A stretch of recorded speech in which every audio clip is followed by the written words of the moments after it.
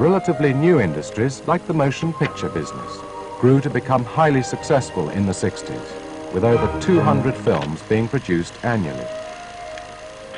The territory's burgeoning economy also brought large-scale reclamation projects to create much-needed land, and an accelerated housing program which in later years would result in nearly half the population living in public estates. Hong Kong's fishing fleet was also at its greatest during the 60s, with close to 150,000 people actively employed in the fishing industry. This has since rapidly declined. Some things haven't changed, the weather being one. The annual typhoon season was the same then as it is today.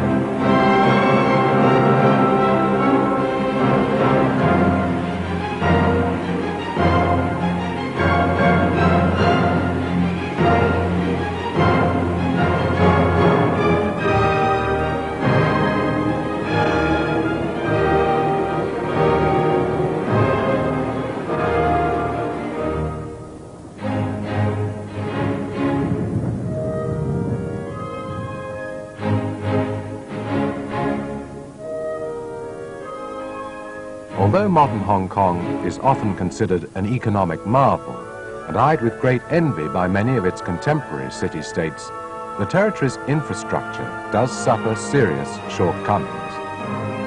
A completely saturated road network places severe restriction on any future planning. Also, most of the territory's prime land has already been taken up, the majority of the population living and working on small plateaus, hemmed in by steep hillsides. It was problems like these that first prompted consultants in the late 60s to declare the absolute necessity for an underground railway, if the city's transportation systems were not to become completely overloaded by the end of the 70s. In early 1972, after much deliberation, the government decided that in principle it was going to proceed with the project. A mass transit steering group was set up, which immediately authorized preparatory work to begin. If the concept of an underground ever had a champion in its formative years, it was the then Financial Secretary, Sir Philip Haddon Cave. He had always believed in the concept of a subway system, and became a forceful figure in forging the basic shape that the undertaking was to follow. Within a year, a Japanese consortium had made a preemptive bid, and a letter of intent drawn up and signed in early 1974. A financial man with a shipping background, Norman Thompson was appointed the corporation's first chairman. But within a year of his appointment, the deal with the Japanese began to falter. Then, in what was considered the worst setback for the project to date, the Japanese consortium decided that in view of an unstable world economy, they had no option but to withdraw.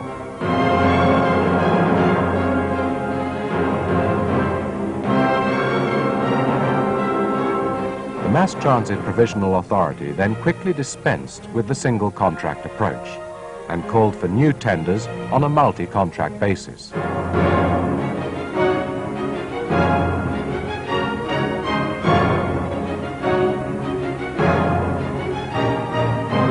This was to prove a vital decision in getting the project moving again. New tenders poured in, and the venture was once more underway. As originally envisaged by consultants in the early 70s, the planned railway system was a 50-station, 4-line undertaking with 2 harbour crossings. The consortia bid had actually been based on building only the first stage, or initial system as it was called. After the dissolution of the single contract approach, the system was further reduced for economic reasons to the modified initial system. In November 1975, at a small groundbreaking ceremony, the construction of the railway finally began. Within a year, major contracts worth close to 6 billion Hong Kong dollars were either under negotiation or had been awarded. Although the corporation supervised overall construction, each contractor was free to submit his own design, subject only to tender specification. Financing had been raised on the open market, most bearing Hong Kong government guarantees. The property sector also benefited. Deals were struck whereby housing for 50,000 people and more than 2 million square feet of commercial and office space was to be built on MTR land.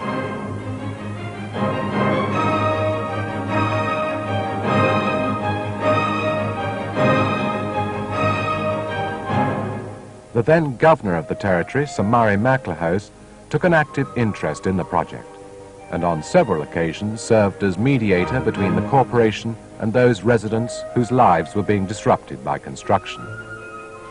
Sometimes this was taking place right on their doorsteps, with balconies having to be removed for the placement of heavy machinery.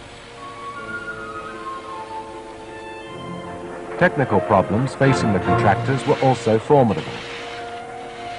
Soil conditions couldn't have been worse for driving tunnels. Consisting mainly of decomposed granite and alluvial deposits, large boulders were frequently encountered, many of which had to be hand-split, slowing tunnel driving considerably. Compressed air tunneling was needed in many cases to hold back large quantities of water which would have otherwise flooded the drives and caused subsidence above. Station construction under Nathan Road required the placement of elaborate steel decking to keep traffic flowing with minimal disruption. The harbour crossing consisted of 14 reinforced concrete tubes, each 100 metres long. These were constructed in dry dock at Chai Wan, then floated out and sunk into dredged trenches on the harbour floor.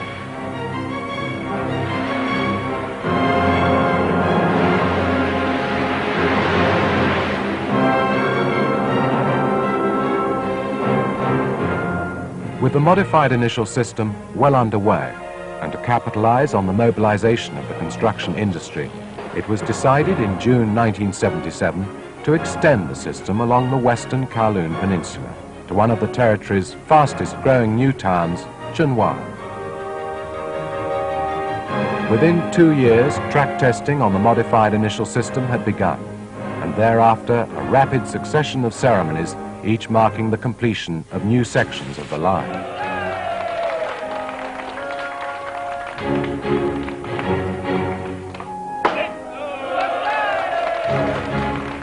Then in February 1980, the full modified initial system was officially opened by Her Royal Highness Princess Alexandra 7 weeks ahead of schedule.